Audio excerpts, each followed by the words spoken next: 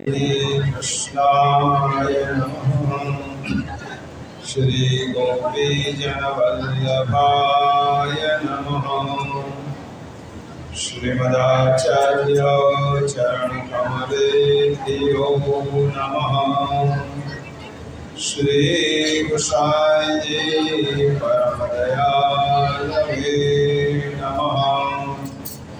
श्री गुरुदेवेभ्यो नमः।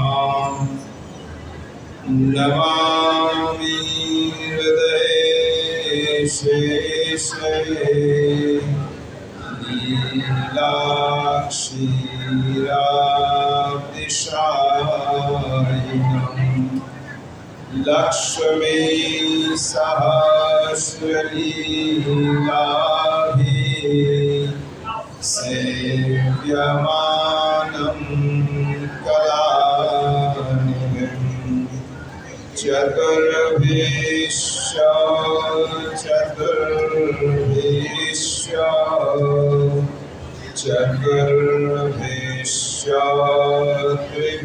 त्रिभिस्तथा षड्भिर्विराजते योऽसौ पञ्चधा हृदये मम।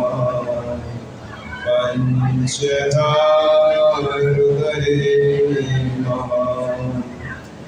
योऽन्तः प्रविश्य मम वाचमिमं प्रसूप्ताम् सञ्जीवयत्यखिलशक्तिधरस्वधाम्नाम् अन्यांश्च हस्तचरणश्रवणत्वगादिन् प्राणान्नमो भगवते पुरुषाय तुभ्यम्। बोलिए श्री गोवर्धन नाथ की जय। આજે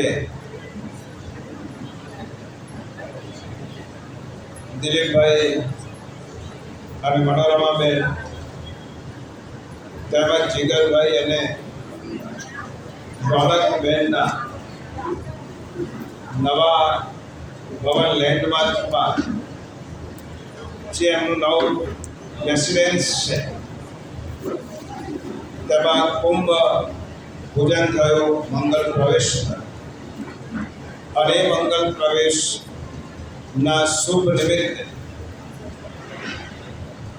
એક નવી ટ્રેડિશન રૂપે સત્સંગ એમણે યોજ્યો છે અને આ સત્સંગમાં મનોરમાબેને 2-3 દિવસ પહેલાં આવીને કહ્યું કે અમારે જે વિધિવત થોડું પૂજન થાય પછી એવી ઈચ્છા છે કે પરિવારજનો સાથે બેસીને થોડું ભગવત સ્મરણ કે સત્સંગ કરવો છે.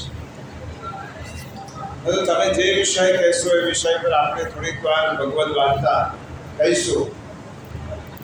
બહુ સમય તો ઓછો મળવાનો છે, પણ છતાંય જેટલો પણ આપણી પાસે જેટલો અવકાશ હશે તેટલી ભગવદ વાર્તા થશે.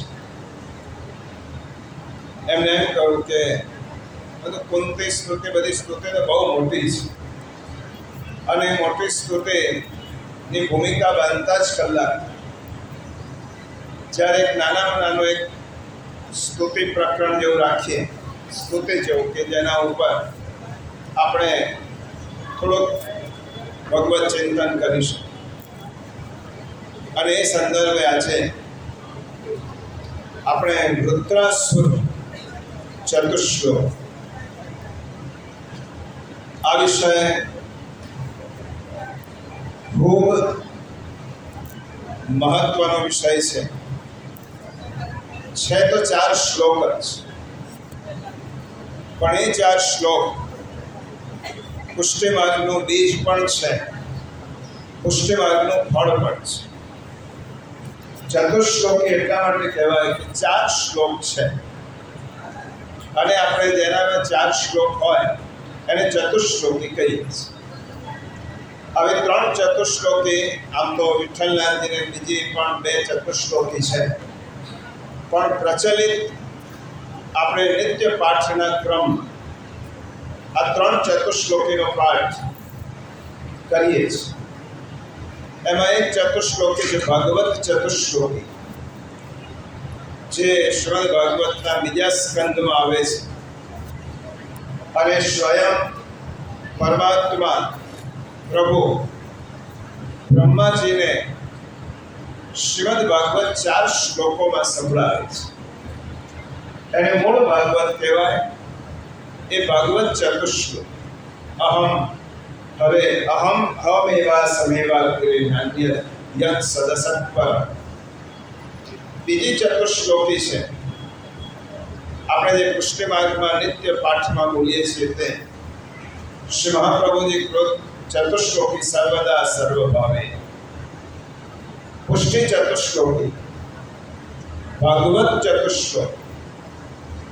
અને ત્રીજી ચતુશ્લોકી છે વૃત્રાસુર ચતુશ્લોક. વૃત્રાસુર ચતુશ્લોકી એ ભક્તિનું ફળ છે. ભાગવત ચતુશ્લોકી ભક્તિનું બીજ છે. અને પુષ્ટિ ચતુશ્લોકી એ ભક્તિની પુષ્ટિનું બીજ. એટલા માટે આ 4 શ્લોક ખૂબ જ મહત્વના છે. સેવાના ક્રમમાં આપણે જો ભાગવતની દ્રષ્ટિએ વિચાર કરીએ તો જ્યારે પ્રારંભમાં આપણે ભાગવત ચતુશ્લોકીનો પાઠ કરવાનો, વચ્ચે સેવાના ક્રમમાં સર્વદા સર્વભાવેન શ્રી મહાપ્રભુજી રચિત ચતુશ્લોક અને રુદ્રાસુર ચતુશ્લોકી શરણાગતિની ચતુશ્લોક. ઠાકોરજીને જ્યારે દંડવત કરીએ અને ઠાકોરજીની પાસે આપણે સેવા પછી આપણા મનમાં પ્રભુની પાસે આપણે અપેક્ષા કરીએ કે પ્રભુ આટલી જ મારી ઈચ્છા છે. આજે તો હું સેવામાં પહોંચ્યો છું કે પહોંચી છું, આવતીકાલ મને ખબર નથી. અને એટલા માટે પ્રભુ જો ફળ આપવા માંગતા હોય તો આટલું જ ફળ આપજો. રુદ્રાસુર ચતુશ્લોકી ભગવાન પાસે કરેલી અલૌકિક માગણી છે. ઠાકોરજી પાસે એના અંતરંગ સેવકે કરેલી અલૌકિક અને દિવ્ય માગણી છે. અને એ ચતુશ્લોકીનું મહત્વ કેટલું બધું છે. શ્રી મહાપ્રભુજી આપ સૌ જાણો છો, શ્રી મહાપ્રભુજીએ પ્રથમ, દ્વિતીય અને તૃતીય સ્કંદ ઉપર સુબોધિનીજી પ્રકટ કર્યા. પછી ભગવદ આજ્ઞા થઈ, પહેલી થઈ, બીજી થઈ. શ્રી મહાપ્રભુજી વિચાર કરે છે કે હવે આગળ જો હું ભાગવતના સુબોધિનીજી રચવા જઈશ તો સમય બહુ થશે. અને શ્રીમદ ભાગવતનું હૃદય 10મ સ્કંદ ના સુબોધિનીજી પ્રકટ કરવા એ ખૂબ જ જરૂરી છે, કારણ કે નિરોધ લીલા છે. એટલા માટે આચાર્ય ચરણે સીધો તૃતીય સ્કંદ ઉપરથી 10મ સ્કંદ ઉપર 10મા સ્કંદના સુબોધિનીજી રચ્યા. 11મા સ્કંદના 3 અધ્યાય સુધીના સુબોધિનીજી પ્રગટ કર્યા. એટલી વારમાં તૃતીય આજ્ઞા થઈ. હવે ભગવાનની ત્રીજી વારની આજ્ઞા પાડવી જ પડે. વિચાર આવ્યો કે ભાગવતમાં એવો કયો એક તત્વ છે કે જેના માટે લખવાનું બાકી રહી જાય છે. અને મહાપ્રભુએ વિચાર કર્યો કે વૃત્રાસુર ચતુશ્લોકીના 4 શ્લોક પર પણ સુબોધિનીજી લખવું એટલો સમય નથી.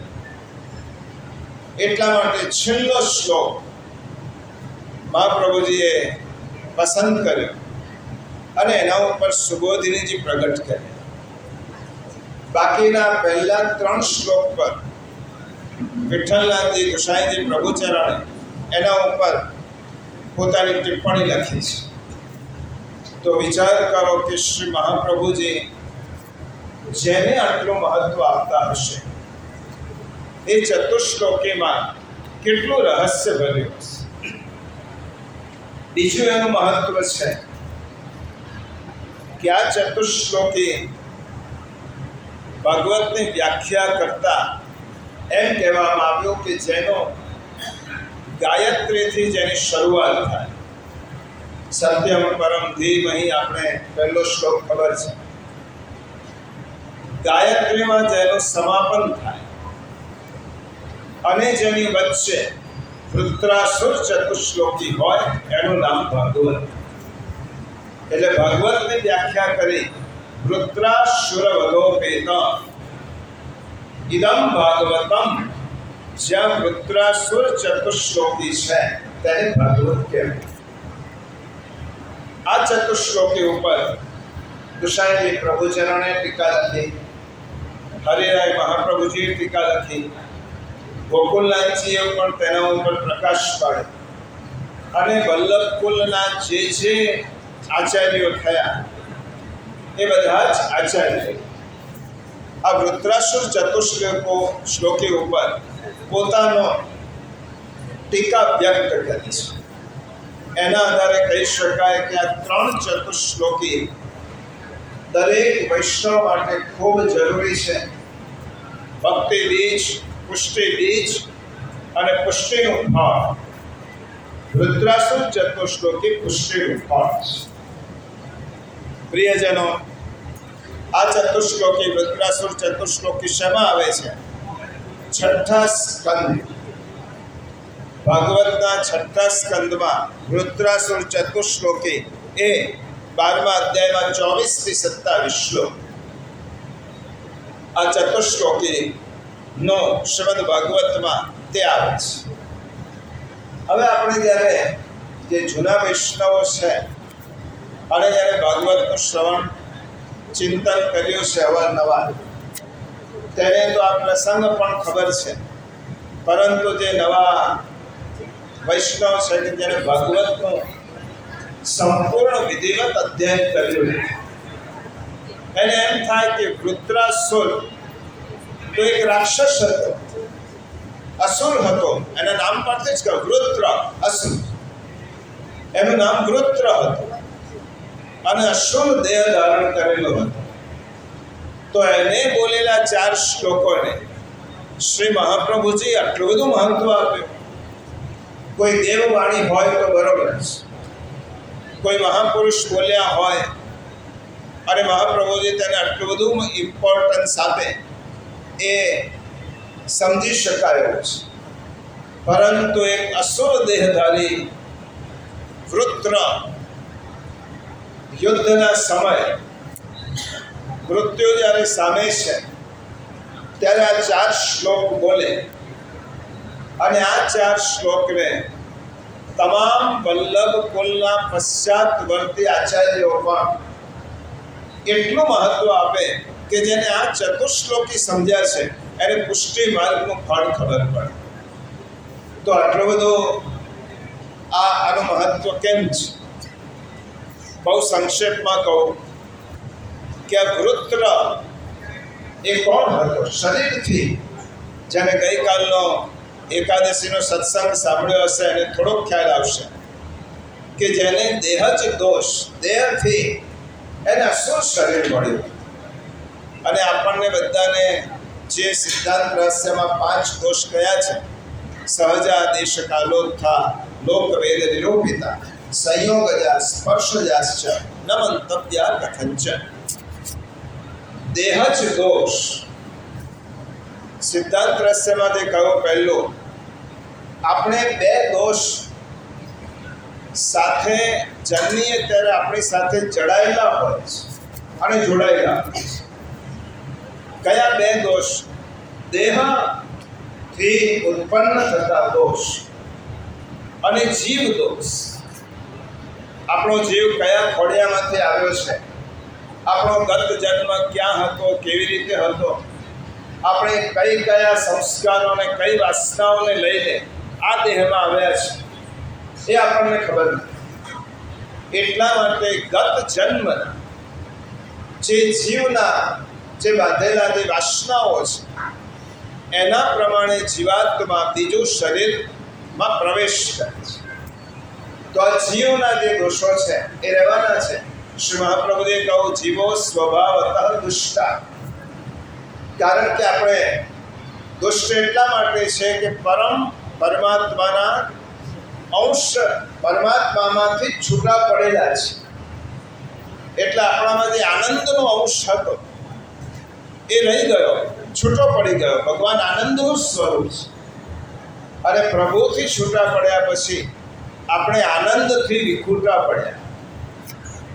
એટલા માટે આનંદનો અંશ આપણામાંથી જતો રહ્યો અને એટલા માટે જીવ એને નાની નાની વસ્તુઓ વાસનાઓ સંગ્રહિત કરી અને જે આપણે કહીએ છીએ ને 84 લક્ષ જન્માંતરના આ ફેરા ફરવાના છે. એટલે જીવ જ દોષ અને દેહ જ દોષ. દેહથી ઉત્પન્ન થયેલા દોષ વર્ણ છે. આપણે કયા વર્ણમાં, કયા કુળમાં, વૈષ્ણવ કુળમાં જન્મેલા હોઈએ, બ્રાહ્મણ કુળમાં જન્મ્યા હોય, સંસ્કારી પરિવાર મળ્યો હોય, માતા પિતા મળ્યા હોય, અને કેટલાક જીવો એવા હોય કે જેમને જન્મથી જ એવી વસ્તુઓ મળી હોય કે જે એને આખા જીવન દરમિયાન અસર. તો વૃત્રાસુર એ શા માટે અસુર બન્યો? હવે વૃત્રાસુર ભગવાનનો બહુ જ પ્રિય ગંધર્વ ચિત્રકેતુ નામનો ગંધર્વ હતો. બહુ લાંબી વાર્તા નહીં કહું કારણ કે આજે સમય પણ ઓછો છે. પણ આપણે આ ચતુશ્લોકીમાં પ્રવેશ કરતા પહેલા એટલું સમજી લઈએ કે આ શા માટે ચતુશ્લોકી થઈ. ચિત્રકેતુ નામનો ગંધર્વ નિત્ય ભગવદ સ્મરણમાં લીન રહેનાર, ભગવાનના સ્વરૂપની નિત્ય એને અનુસંધાન રહે. પરંતુ ક્યારેક ક્યારેક બહુ મોટા માણસોથી પણ સંજોગવશાત કોઈક અપરાધ થઈ જતો હોય છે. એ ધારીને નથી કરતા, પણ કોઈક વાર એમ બની જતું હોય. એમાં પણ ભગવાનની ઈચ્છા હોય. કોઈક અપરાધ એવો થઈ જતો.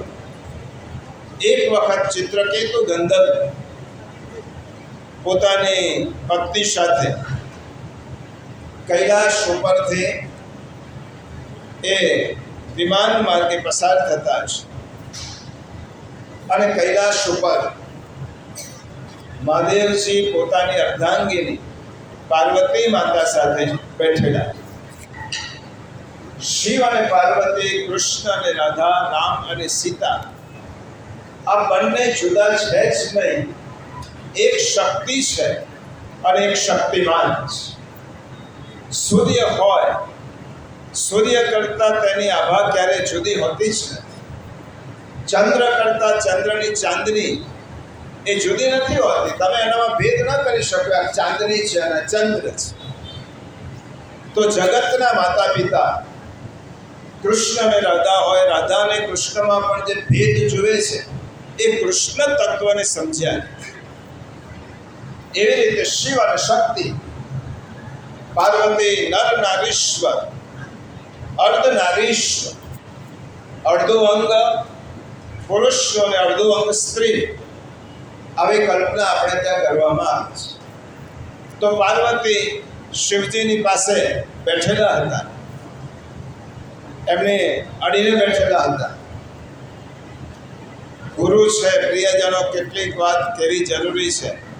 ગુરુજનો છે, માતા પિતા છે, પૂજ્ય છે, વડીલ છે, એમના ઉપર પૂર્ણ શ્રદ્ધા હોય તો જ એમનું સામિપ્ય માનવું જોઈએ. ઘણી વખત શું થાય છે, આપણી શ્રદ્ધા બહુ ઓછી હોય, અપરિપક્વ, અને ગુરુની પાસે કે માતા પિતાની જે આપણા આદરણીય વ્યક્તિ છે એની પાસેનો સંબંધ વધારીએ. માનવ સહજ મર્યાદાઓ બધામાં હોય. એટલા માટે ઘણીવાર જ્યાં સુધી આપણે અતૂટ શ્રદ્ધા ગુરુમાં ન હોય ત્યાં સુધી તેમનું અંતરંગ બનવાનો પ્રયત્ન નહીં. કારણ કે આપણી શ્રદ્ધા તૂટી જવાનો સંભવ છે. શ્રદ્ધા પરિપક્વ નથી. ગુરુની પાસે ગયા કોઈક વાર એમની પાસે માનવ સહજ મર્યાદાઓ જોઈ અને આપણી અંદરની શ્રદ્ધા તૂટવાનો સંભવ છે. આ આવું કરે છે ત્યાં જ આપણે ગુરુ પ્રત્યેની શ્રદ્ધા ઓછી થાય. એટલા માટે શિષ્ય અને અંતેવાસી ઉપનિષદમાં 2 શબ્દ આવે છે. બધા જ અંતેવાસી શિષ્યો બની શકતા નથી. શિષ્યની લાયકાત જેનામાં હોય તેને જ ગુરુ શિષ્ય બનાવે, કે જે નિત્ય ગુરુની પાસે રહે, તેમની મર્યાદાઓ પણ જુએ અને છતાં પણ તેમના પ્રત્યેનો તેનો આદર જરા પણ ઓછો થાય નહીં. એટલા માટે ચિત્રકેતુ ગંધર્વ જુએ છે શિવજીને, કૈલાસ પર બેઠેલા છે પોતાની અર્ધાંગીની પાર્વતી માતા સાથે. ચિત્રકેતુને લાગ્યું કે આ જગતના માતા પિતા કહેવાય છે. મહાદેવ એટલે મોટા દેવ, અને એ જો જાહેરમાં પોતાની પત્નીને સાથે રાખીને બેઠા હોય, ગોદમાં બેસાડીને બેઠા હોય, તો આ અવિનય થાય છે.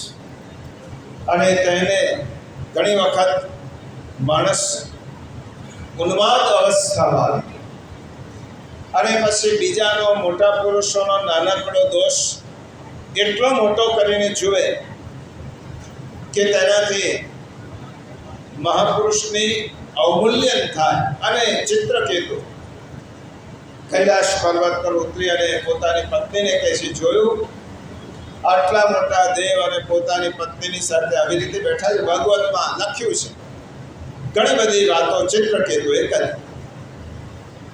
મહાદેવજી તો પરમ ભગવદ ભક્ત છે, કૃષ્ણ ભક્ત છે. કારણ કે તેમને નિંદા પણ સહન કરે એનું નામ ભક્ત કહેવાય. મહાદેવજી કશું જ બોલ્યા, સમજી ગયા કે કદાચ કોઈ માનવ સહજ મર્યાદાઓને કારણે તેને અમારામાં કંઈક જોયું હશે, એટલા માટે બોલતો હશે. પરંતુ પતિનો અનાદર પત્નીથી સહન ન થાય અને પાર્વતીથી સહન ન થાય.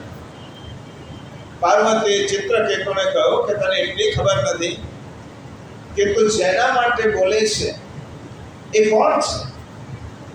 તે અમારા સ્વરૂપને અને તત્વને ઓળખ્યા છે, અને એટલા માટે તું અમને માનવ સમજીને અમારી નિંદા કરે છે.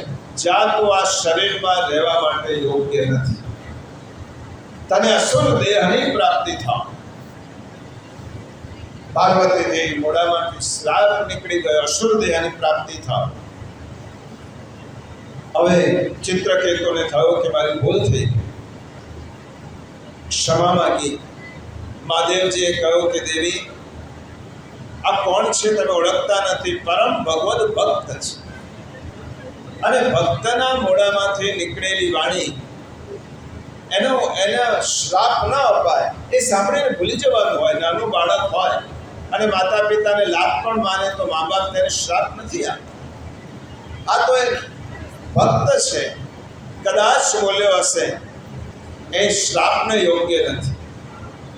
ચિત્રકેતુએ ક્ષમા માંગી કે મારો અભિનય થયો છે, જગતના માતા પિતાનો મેં અનાદર કર્યો છે, ક્ષમા કરો. પાર્વતી માતાએ કહ્યું કે હું જાણું છું, મેં પણ ઉતાવળમાં કહી દીધું છે, પરંતુ શ્રી મહાપ્રભુએ લખી છે, મોટા માણસોએ આપણા માટે ક્યારેક આપેલો શ્રાપ પણ વરદાન રૂપ બને છે. ચિંતા ન કરીશ. રુદ્રનો અસુર દેહમાં તારે જન્મ લેવો પડશે, પરંતુ હું તને સાથે સાથે એટલું કહું છું કે તને પ્રભુના દર્શન એ જન્મમાં થશે, અને તારો ભગવાન તારા બધા જ અલૌકિક મનોરથ પૂર્ણ કરશે. આ વૃત્ર, હવે વૃત્રનો જન્મ અસુર તરીકે કેમ થયો? શ્રીમદ ભાગવતમાં તો બધા જ સ્પષ્ટતાઓ કરેલી છે. એક વખત ઇન્દ્ર સભા બનીને બેઠેલા હતા, અને તે વખતે સભામાં બૃહસ્પતિ આવે, ગુરુ આવે, અને જ્યારે સભામાં ગુરુ આવે ત્યારે સભાજનોએ ઊભા થવાનું હોય, આદર આપવાનું હોય, માન આપવાનું હોય. બૃહસ્પતિ આવ્યા છે. ઇન્દ્ર એટલો બધો સત્તાથી છકી ગયેલો હતો કે પોતાના સ્થાન પરથી ઊભો પણ નથી. બૃહસ્પતિએ કહ્યું કે જેની કૃપાથી તને ઇન્દ્રાસન મળ્યું છે એનો અનાદર કરે છે.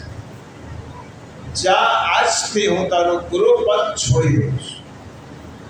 હું આજથી તારો ગુરુ નહીં. આજે હું સભામાં આવ્યો, હવે જઈશ, પછી હું ફરીથી નહીં આવું. ઇન્દ્ર હવે ગુરુ વગરનો થયો.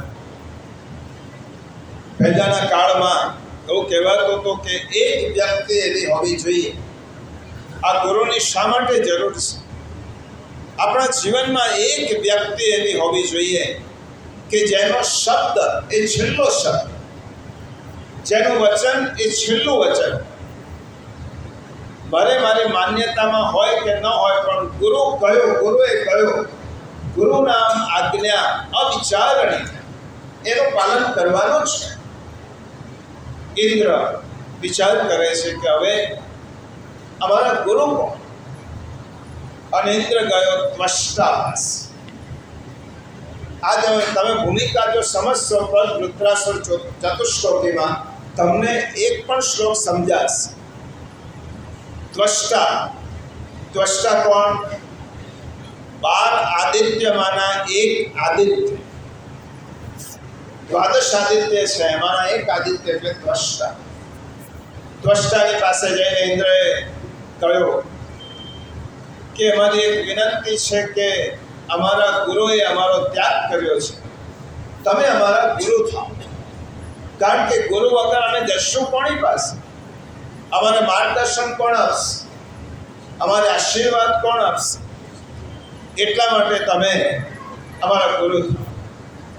ત્વષ્ટાએ કહ્યું કે જો ઇન્દ્ર, મારી તો ઉંમર થઈ છે, હવે હું કોઈનું ગુરુપદ સ્વીકારું અને હવે શરીર ક્યારે છૂટે ખબર નહીં. હું ગુરુ બની શકું એમ નથી. તમે ગુરુ ન બનો તો તમારા પુત્રને એમ કહો કે અમારા ગુરુ બને. ત્વષ્ટાના પુત્ર હતા વિશ્વરૂપ. વિશ્વરૂપને ત્વષ્ટા મને બોલાવ્યા અને કહ્યું કે ઇન્દ્ર, આપણી પાસે સ્વર્ગના રાજા ઇન્દ્ર આપણી પાસે યાચના કરતા આવ્યા છે કે અમારા ગુરુ થાઓ. વિશ્વરૂપ, તું એમનો ગુરુ થવા માટે તૈયાર છે? દેવતાઓ.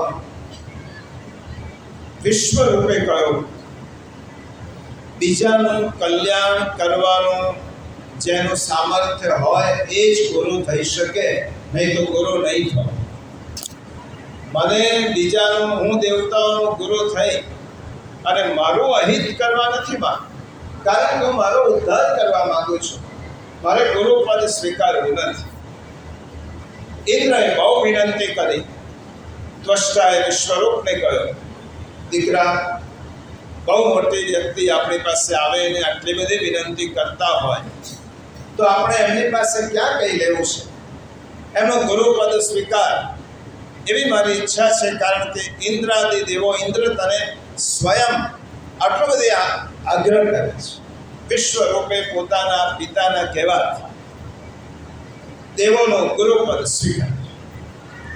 વિશ્વરૂપના 3 મુખ હતા. એક મુખથી અન્ન, એક મુખથી સુરાપાન, એક મુખથી અમ. વિશ્વરૂપનો મોસાળ હતો અસુર કુલ. અસુર કુલ એ વિશ્વરૂપનો મોસાળ. કારણ કે ત્વષ્ટા એ અસુર કુળની સ્ત્રીને પરણેલા. એટલા માટે ઇન્દ્રને વિશ્વરૂપે પછી એક નારાયણ કવચની વિદ્યા શીખવા.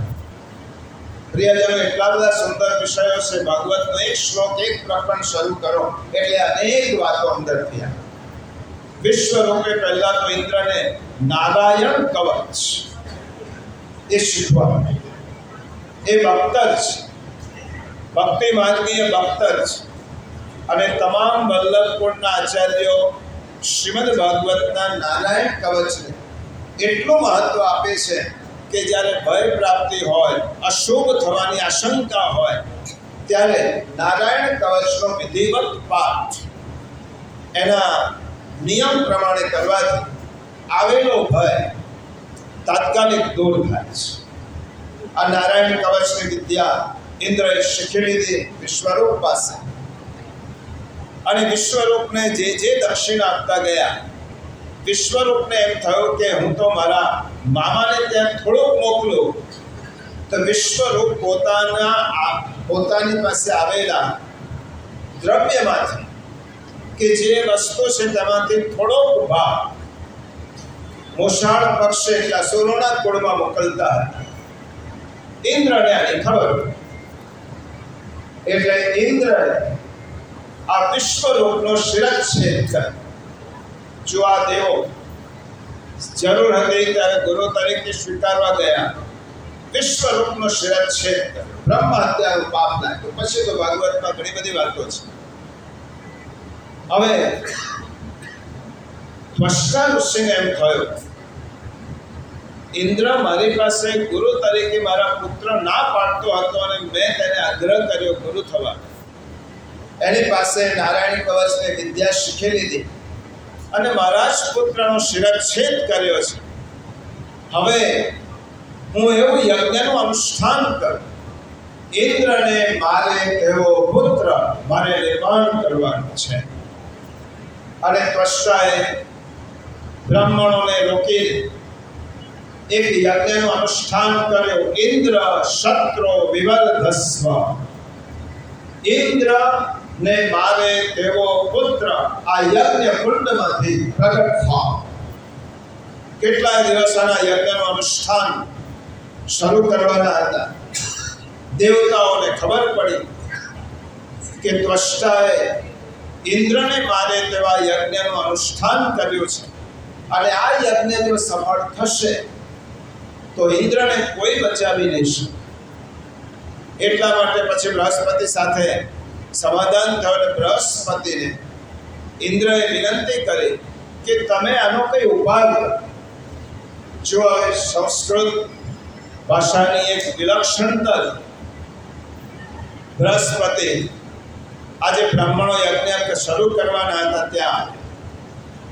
ત્યાં મેં કહું કે તમે કયા મંત્રથી આ યજ્ઞ કરવાના છો, કયા મંત્રનું અનુષ્ઠાન છે? ત્યારે કહું કે અમને તો ઇન્દ્ર શત્રો વિવર્ધસ્વ, એક બહુવ્રીહી સમાજ છે અને તત્પુરુષ સમાસ. આ વાત નથી કરતો આજે, કારણ કે આજે એટલો સમય પણ નથી.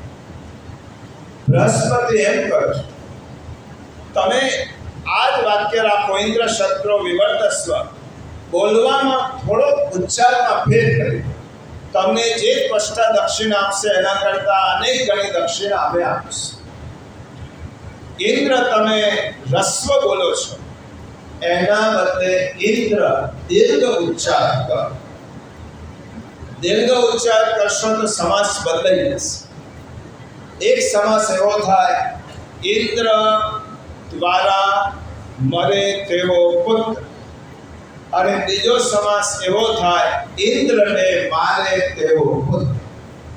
તમારે કંઈ જ નથી કરવાનું, ઉચ્ચારમાં થોડોક ફેર કરી દેવાનો. યજ્ઞ કરો, આટલો ઉચ્ચારમાં ફેરફાર કરી દો, ઇન્દ્ર શત્રો વિવર્ધસ્વ, બસ આખું બદલાઈ ગયું. ઇન્દ્ર ને મારે તેવો પુત્ર પ્રાપ્ત થાવ. ત્વષ્ટાને ખબર નહીં, બ્રાહ્મણોએ અનુષ્ઠાન કર્યું અને યજ્ઞ કુંડમાંથી વિકરાળ કાયા ધરાવતો એક અસુર નિર્માણ, એનું નામ વૃત્ર. અસુર દેહ છે, વિકરાળ કાયા છે. એનું ઘણું બધું વર્ણન ઋગ્વેદમાં, અન્ય શાસ્ત્રોમાં, ભાગવતમાં કર્યું છે. એવો વિકરાળ દેહધારી અસુર યજ્ઞ કુંડમાંથી નિર્માણ થયો છે. દેવતાઓ પર અત્યાચાર ગુજારે છે. દેવતાઓ તેનાથી ત્રાસી ગયા. આ અસુર અમારા રાજ્ય ઉપર ચડાઈ કરીને સ્વર્ગનું રાજ્ય પણ હડપી લેશે. એટલો પ્રભાવી છે, એટલો શૌર્યવાન છે. ભગવાનની પાસે ગયા. નારાયણ પરમાત્મા શ્રી કૃષ્ણ પ્રભુ પાસે જઈને કહેવા લાગ્યા, દેવો પ્રભુ આ વૃત્રના ત્રાસથી અમને બચાવ. વૃત્રનો અર્થ જ થાય ત્રાસ આપનારી વૃત્તિ, એને વૃત્ર કહેવાય સંસ્કૃત.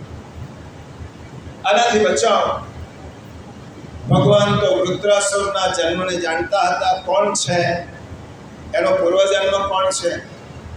અને ભગવાને કહ્યું કે ઇન્દ્ર, વૃત્રાસુરને મારવાનું તારું સામર્થ્ય નથી, તું બધા જ શસ્ત્રોનો ઉપયોગ કરીશ, વૃત્રાસુરને નહીં મારીશ. એને મારવા માટે તો એક જ ઉપાય હું બતાવું છું. કોઈ તપસ્વી દધીચી ઋષિ હમણાં પોતાના દેહનો ત્યાગ કરવાના છે, પોતાની જીવન યાત્રાને સંકેલી લેવાના છે. અને આ દધીચી ઋષિ હવે દેહ ત્યાગ કરવાના જ છે, ત્યારે સૌથી પહેલા તમે દધીચી ઋષિ પાસે જાઓ. દધીચી ઋષિને જઈને કહો, દાહોદનું નામ દધીપ્રસ્થ છે અને કહેવાય છે કે દધીચી ઋષિનો આશ્રમ અહીં પણ હતો. આ દધીચી ઋષિ પાસે જાઓ. દધીચી ઋષિ જ્યારે દેહનો એમની પાસે એમના શરીરના અસ્થિમાં એ અસ્થિ ભેગા કરો. એ અસ્થિમાંથી વિશ્વકર્મા એક વજ્ર તૈયાર કરી આપશે. શસ્ત્ર, વજ્ર નામનું શસ્ત્ર, એને હું અભિમંત્રિત કરીશ અને એ શસ્ત્રથી જ વૃત્રાસુરનો નાશ થશે. ઇન્દ્ર આવ્યો દધીચી પાસે. દધીચી ઋષિને કહ્યું, જો આ પ્રાચીન આપણા બધા મૂલ્યો છે, સોનાના અક્ષરે લખી શકાય તેવા આ પાત્ર છે, તમારા અસ્થિ અમને જોઈએ છે. કઈ વ્યક્તિ પ્રસન્ન થાય પોતાના હાડકા લેવા આવે તો જીવતે જીવત? દધીચી ઋષિએ કહ્યું, સ્વર્ગનો રાજા થઈને મારી પાસે આવ્યો છે અને દેવોના કલ્યાણ માટે જો મારું શરીર કામ લાગતું હશે તો શરીરનો ટૂંક સમયમાં ત્યાગ કરવાનો જ હતો. આવો વહેલો ત્યાગ કરીશ. હું યોગાગ્નિથી આ શરીરનો ત્યાગ કરીશ અને મારા અસ્થિ તમે લઈ લેજો. અને તેમાંથી અસ્થિ લીધા. વિશ્વકર્માએ વજ્રનું નિર્માણ કર્યું. એ વજ્ર ભગવાનની પાસે લઈ. ઠાકોરજીએ હાથમાં તે વજ્ર લીધો, અભિમંત્રિત કર્યું. આપણી ભાષામાં કેવું હોય તો તેને પુષ્ટ કર્યું. આ શસ્ત્રને અભિમંત્રિત કર્યું, પોતાનું તેજ પધરાવ્યું. કારણ કે વૃત્રાસુરના પૂર્વજન્મને તો પ્રભુ જાણતા હતા, પોતાનું તેજ પધરાવી દીધું છે. અને ઇન્દ્રને કહ્યું છે, ઇન્દ્ર, આ વજ્રથી જ વૃત્રનો નાશ થશે, એના સિવાય નહીં. હવે શ્રી મહાપ્રભુજીએ આ પ્રસંગ ઉપર ભાગવતાર્થ નિબંધમાં લખ્યું છે કે વૃત્રાસુર પૂર્વજન્મમાં તો પ્રભુનો ભક્ત હતો, તો પ્રભુએ પોતાના ભક્તને મારવા માટે ઇન્દ્રને શા માટે ઉપાય બતાવ્યો? આમ તો ગીતામાં ભગવાને કહ્યું છે, નમે ભક્ત પ્રણશ્યતિ, મારા ભક્તનો ક્યારે પણ નાશ થતો નથી. તો ભગવાને ઇન્દ્રને આ ઉપાય કેમ બતાવ્યો? વૃત્રને મારવાનો.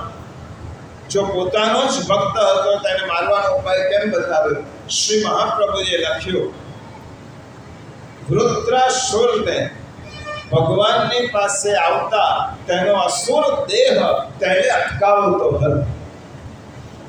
અસુર દેહ હોવાને કારણે વૃત્રાસુર ભગવાનના ચરણમાં નહોતો આવી શકતો. આ સહજ દોષ. બ્રહ્મ સંબંધ કર્યા પછી આ દોષો નિવૃત્ત થાય છે.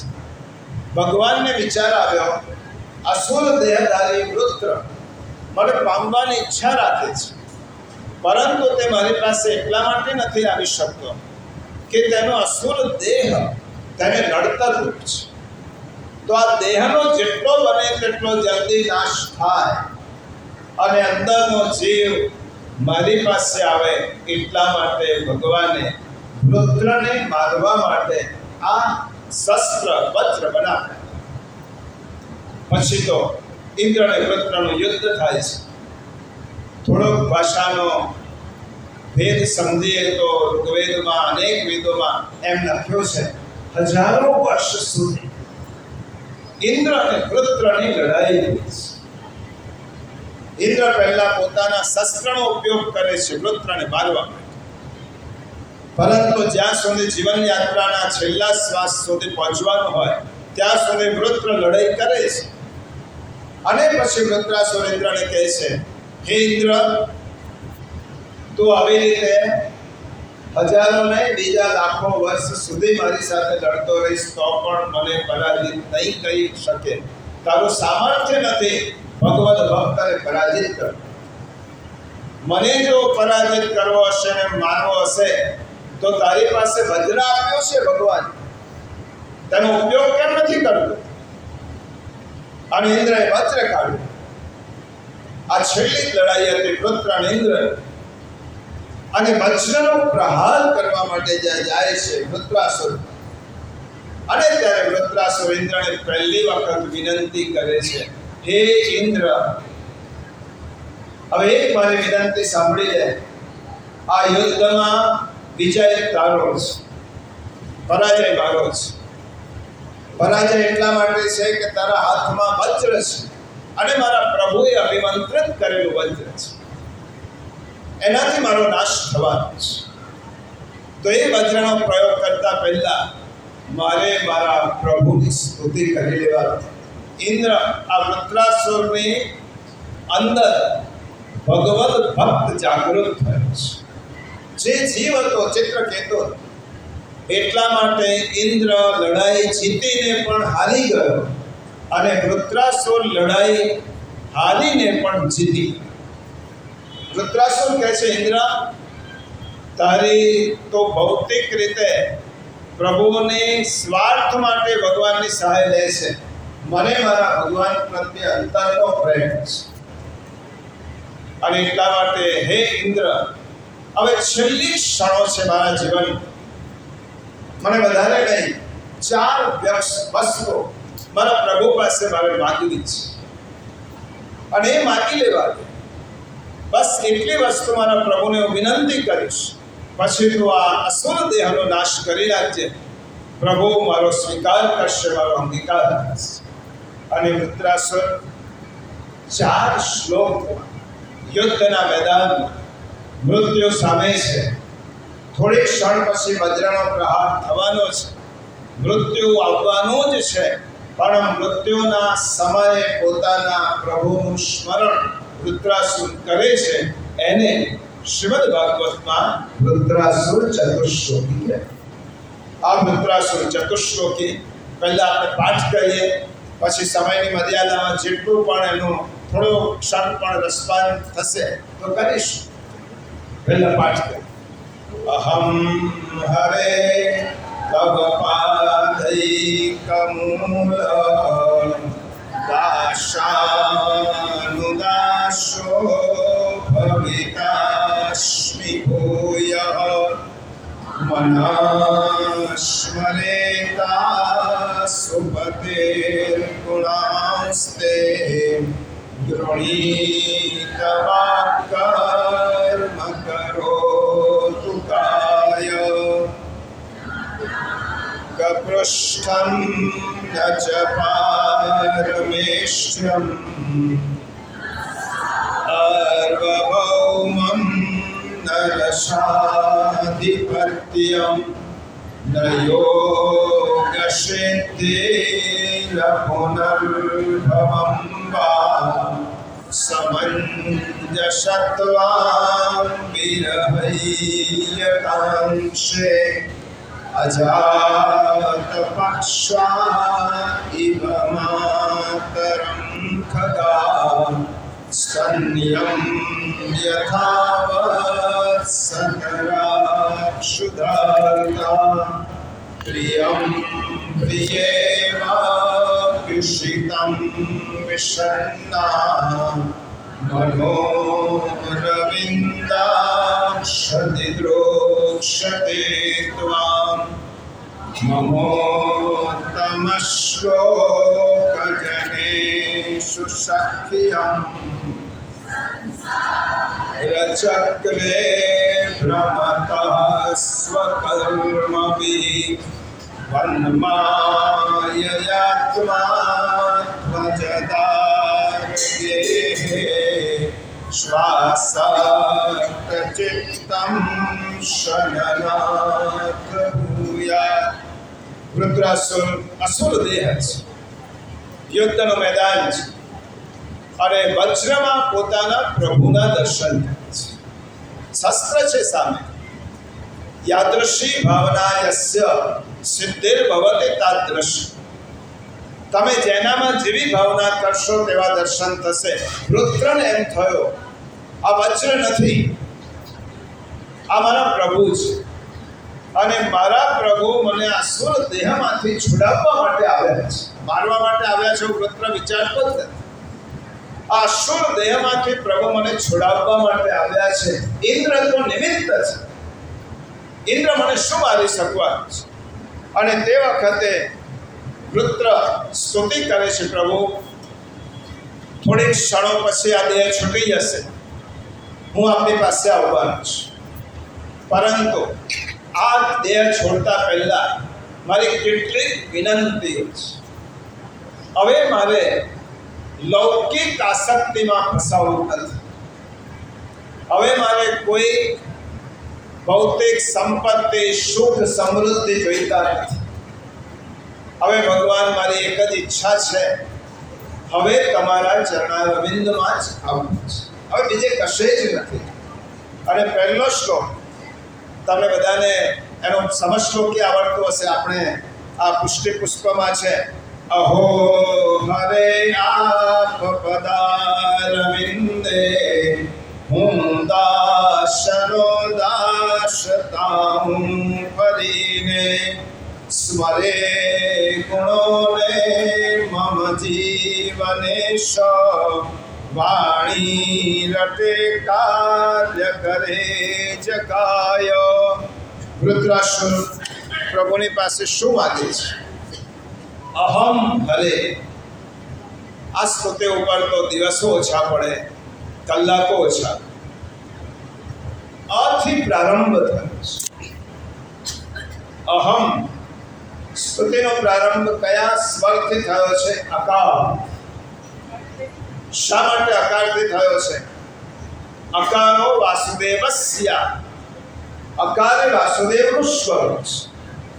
અને આપણે હમણાં અમારા ગીતા અધ્યાયમાં ઓમકાર, ભગવાન એમ કહે છે, પિતા હમસ્ય જગતો માતા ધાતા પિતામહ વેદ્યમ પવિત્રમ ઓમકાર. ભગવાન કહે છે ઓમકાર એ મારો સ્વર છે. તો ઓમકાર એ શું છે? અ, ઉ અને મ આ ત્રણેયનું સંયોજન છે. એકલા આનો ઉચ્ચાર ફળ નથી આપતો, એકલા ઉનો ઉચ્ચાર ફળ નથી આપતો, એકલો મ નહીં, પણ આ, ઉ અને મ આનું જ્યારે સંયોજન થાય ત્યારે રાસાયણિક સંયોજનની તેમ તે ત્રીજું પરિણામ ઉત્પન્ન કરે છે, અને ઓમકાર. ઓમકારનો પહેલો ધ્વનિ છે અ. અને ગીતામાં ભગવાને કહ્યું અકાર એ તો મારી વિભૂતિ છે, અ એ મારું અક્ષર, એ મારી વિભૂતિ. અકારો વાસુદેવસ્ય. અક્ષરાણામ અકારોસ્મિ. અક્ષરોમાં અકાર એ હું છું. અકારથી પ્રારંભ થયો છે. અહમ હરે. હે હરિ. ગોસાઈજીએ તો બહુ સુંદર લખ્યું છે. હરિ શબ્દ પહેલું સંબોધન 4 શ્લોકમાં 4 સંબોધન છે. શ્રીમદ ભાગવતના પ્રત્યેક શ્લોક ઉપનિષદ અને વેદ જેવા છે.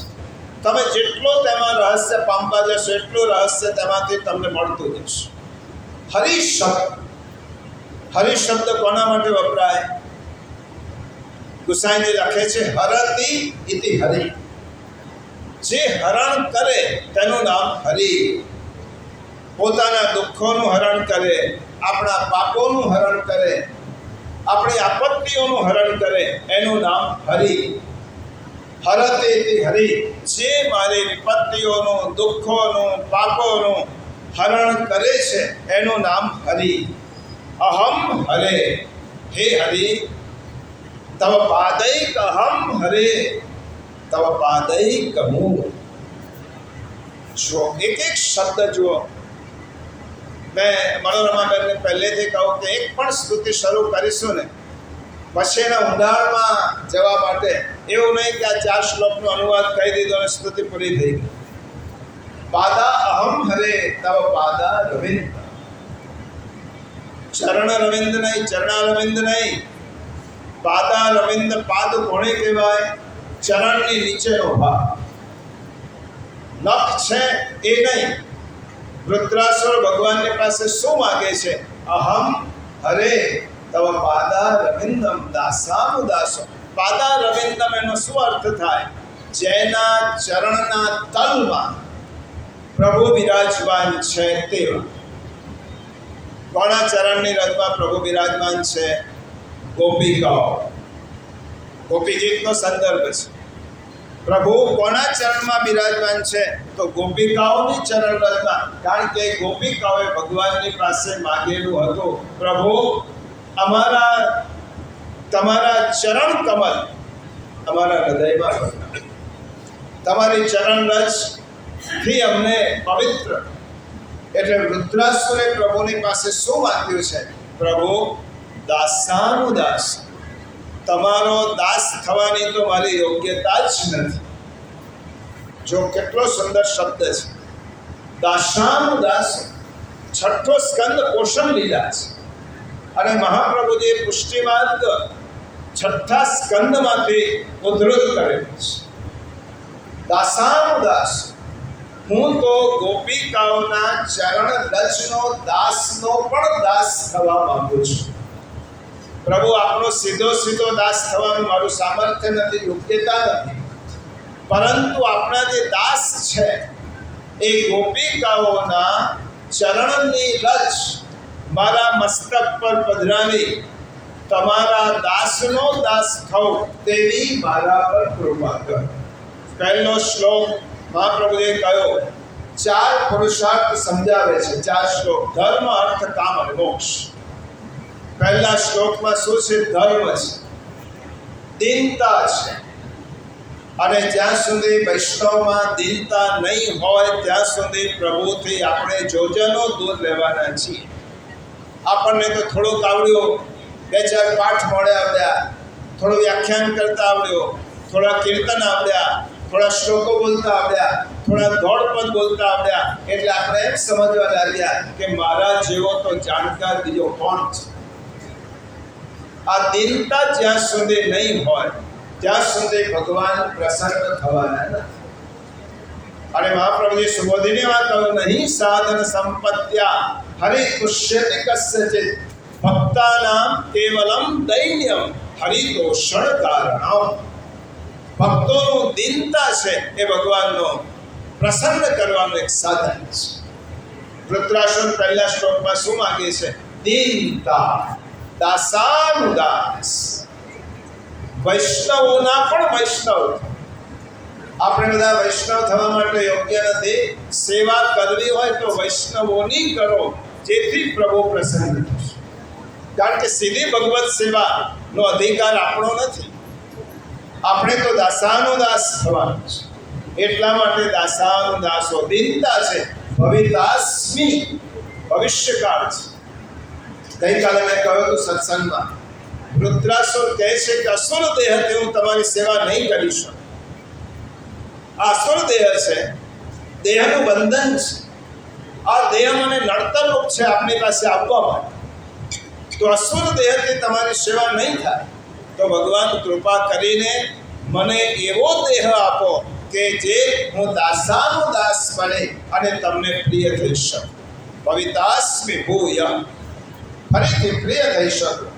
મનસ્મરેતા. પ્રભુ 3 વસ્તુ માગી છે વૃત્રાસુર, અને 3 વસ્તુ પ્રત્યેકે માગવી છે. મનથી સ્મરણ, વાણીથી રટણ અને શરીરથી સેવા. આ 3 વસ્તુ પ્રભુની પાસે માગી છે. મનથી રટણ, સ્મરણ. મહાપ્રભુએ સમજાવ્યું કે સ્મરણ અને ચિંતનમાં શું ફેર? સ્મરણ અને ચિંતન. કોઈ પૂછે કે સ્મરણ અને ચિંતન આ બેમાં શું ફેર?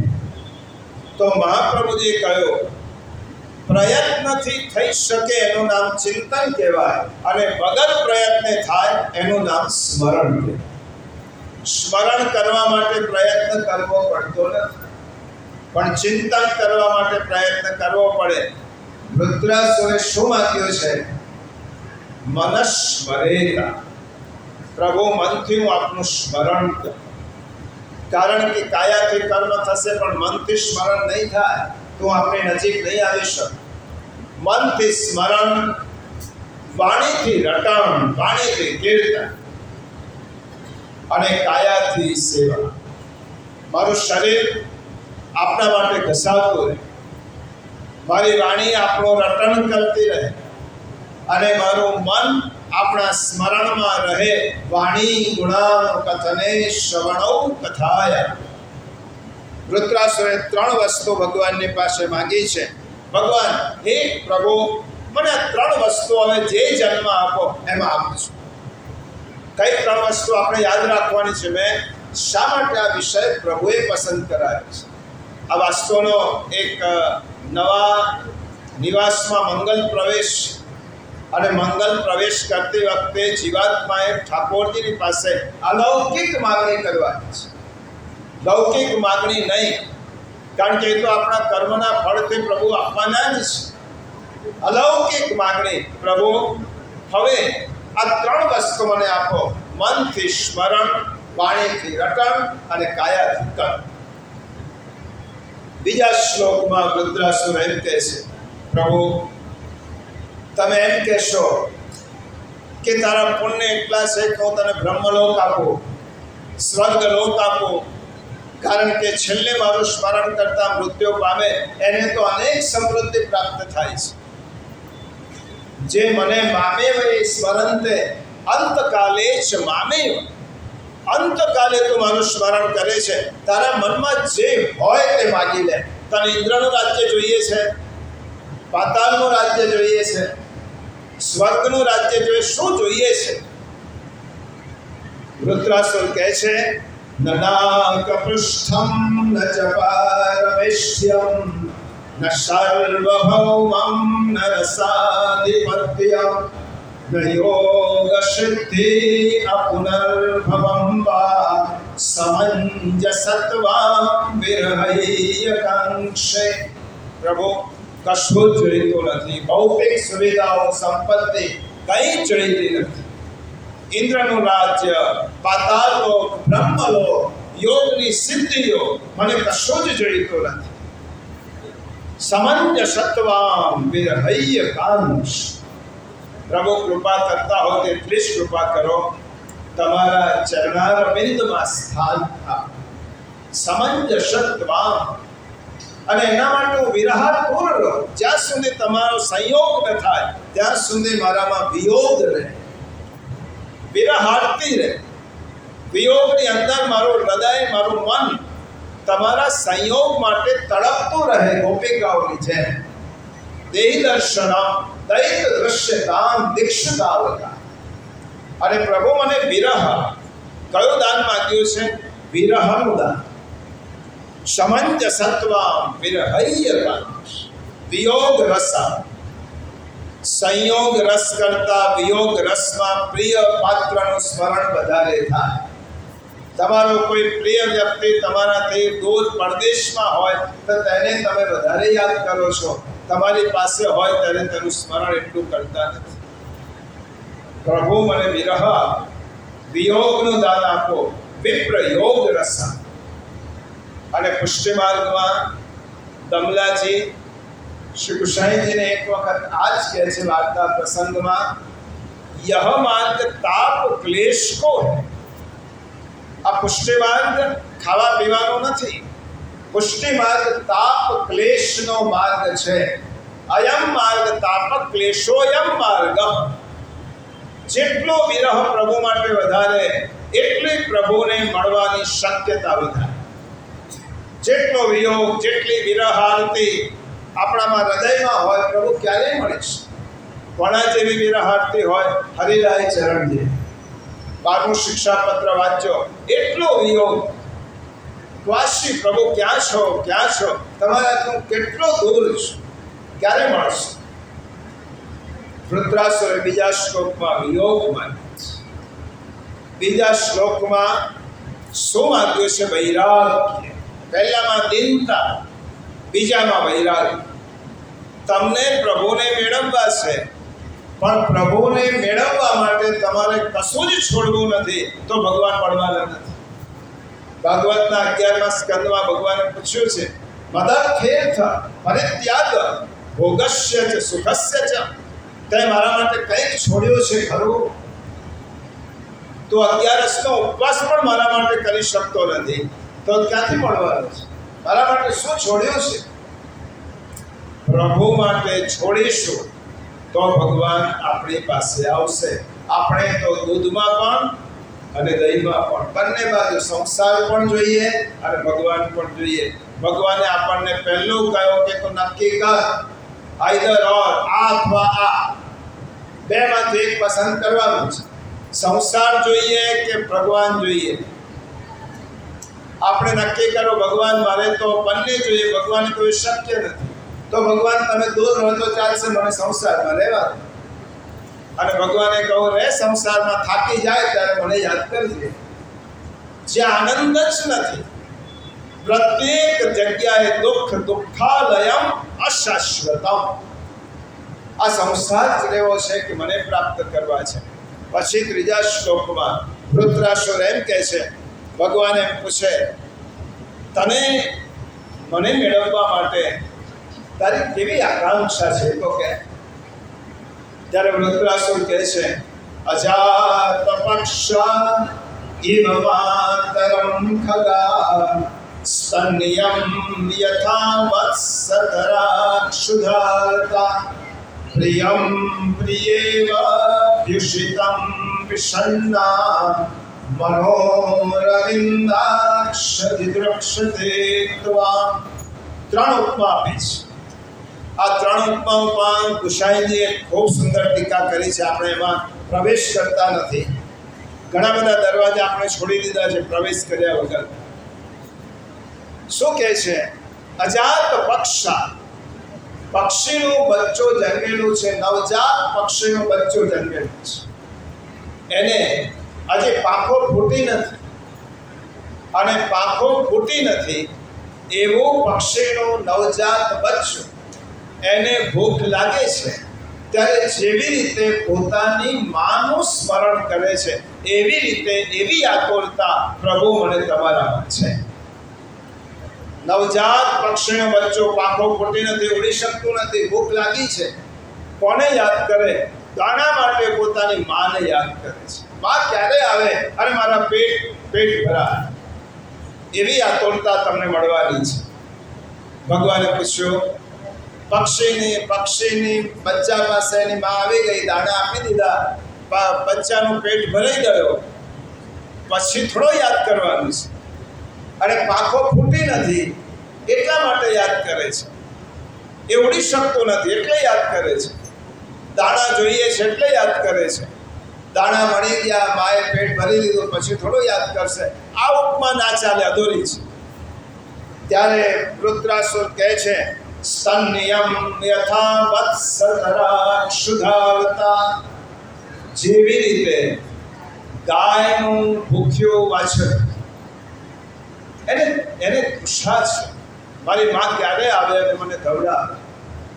શાસ્ત્રો એમ કહે છે, ગાયના વાછરડાને, ગાયને ધાવવા માટેની જેટલી ઈચ્છા છે એના કરતાં અનેક ગણ ઈચ્છા ગાયને પોતાના વાછરડાને સ્તનપાન કરે. પ્રભુ આ બે પક્ષનો બંને ઉભય પક્ષે છે. મને તો ભૂખ લાગી છે ગાયના વાછરડા, પણ તમે તો મારી માં છો. તમને પણ એમ થવું જોઈએ કે મારો ભૂખ્યો બાળક છે, ભૂખ્યો વાછરડું છે, હું એને પોષણ આપું. પ્રભુ, એવી મારી આતુરતા છે તમને મળવાની, મને જેવી આતુરતા છે એવી થવી જોઈએ. અને પછી ભગવાન કહે છે કે સારું, ગાયનો વાછરડું આવ્યો, ગાયે એને સ્તનપાન કરાવ્યું, દૂધ પીવડાવ્યું, પછી ગાયનું વાછરડું એની જગ્યાએ, માં એની જગ્યાએ. આના કરતાં પણ વધારે સારું ઉદાહરણ જોઈએ.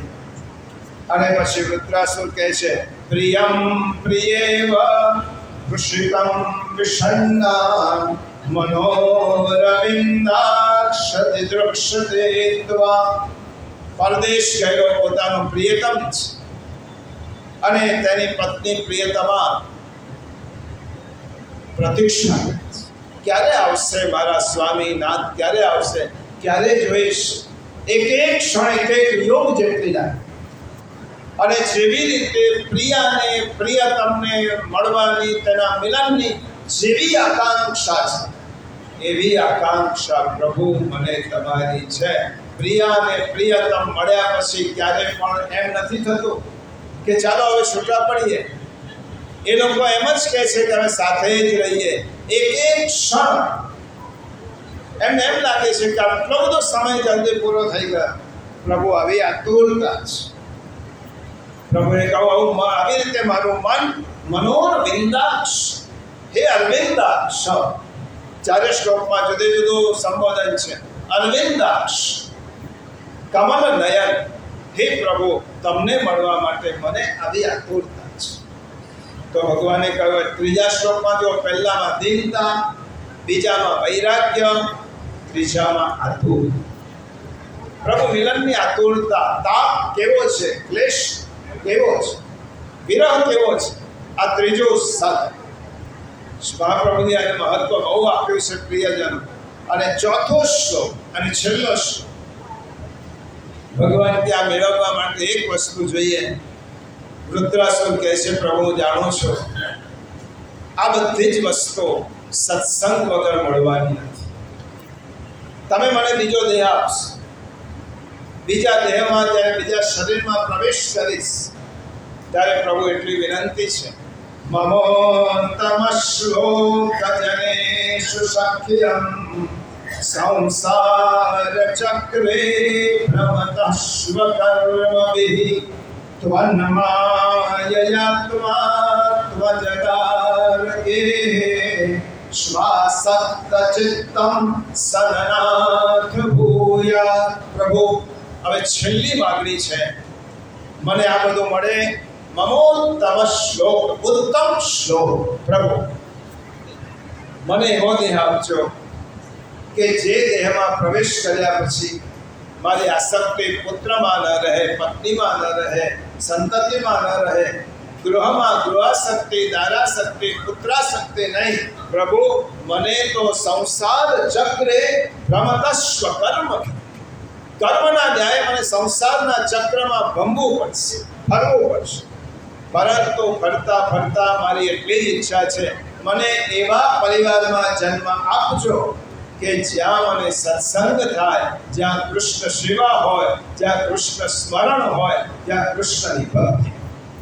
એવા પરિવાર, એવા સમાજમાં મને જન્મ આપજો કે મને નિત્ય સત્સંગ મળી રહે.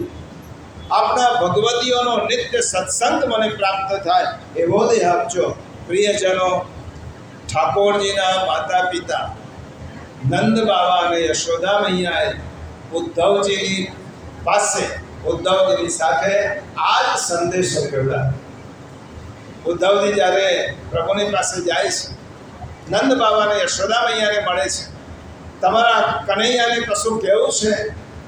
ત્યારે નંદ બાબા એમ કહે છે કે એટલું જ કહેજો કે મનસો વૃત્તયો નશ્યો કૃષ્ણ પાદાંબુજાશ્રય વાચો વિધા નિર્નામ્નામ કાયસ્તત પ્रणवादिषु કર્મભિઃ ભ્રામ્યમાણાનામ યત્ર ક્વાપીશ્વરે છયા મંગલાચરિતૈર્દાને રતિર્દાહ કૃષ્ણ ઈશ્વર. અમારા કનૈયાને એટલું જ કહેજો, અમને કર્મ પ્રમાણે જ્યાં જન્મ મળવો હોય ત્યાં ભલે, પરંતુ જે યોનિમાં જ્યાં જન્મ મળે ત્યાં અમારી વૃત્તિઓ શ્રી કૃષ્ણના ચરણારવિંદમાં કાયમ માટે રહે એવી કૃપા કરે. એટલો અમારા કનૈયાને જઈને કહેજો. આવી